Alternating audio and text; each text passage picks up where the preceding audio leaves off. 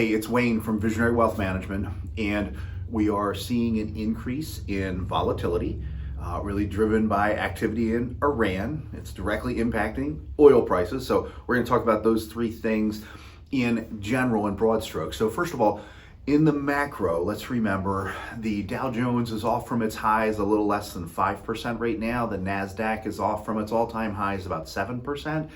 In any given year, we would expect the stock market to have somewhere between 15 and 25% spread in terms of kind of top to bottom performance over the course of a year, even though over time we know that it kind of sawtooths upward. In any given year, that range is 15 to 25% from top to bottom. So let's remember that. We don't have extreme volatility going on, but we probably are going to see a bit more volatility in the coming weeks as things kind of drag on with the activity in Iran. It is impacting global markets primarily because it's driving the price of oil up. It's driving the price of oil up, obviously, because Iran is a big producer of oil. They also control the Strait of Hormuz, which is 30 to 40% of all of the oil for some areas, some nations in the world like China, and about 20 to 30% of all the oil in the world goes through that strait. And so to the extent that Iran can pinch or slow oil going through that strait,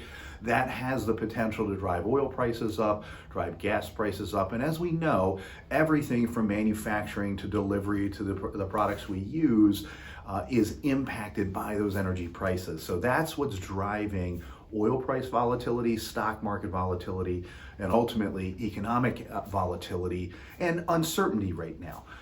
So far, we're not in a broader conflict.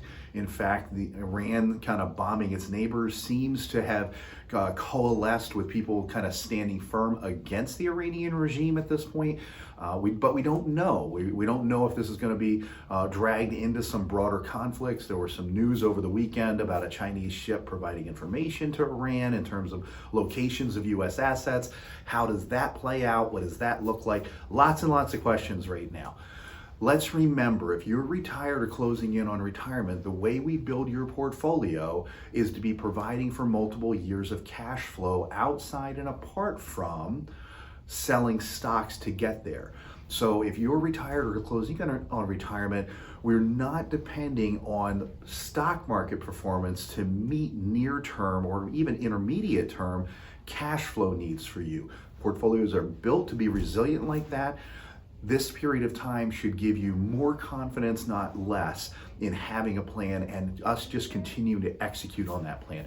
As always, if you have questions, concerns, or critiques, reach out anytime. You're never an impediment to the work we do. You are the reason we get to get up and go to work and do valuable work every day. Thank you for the opportunity to serve you and your family as clients of Visionary Wealth Management.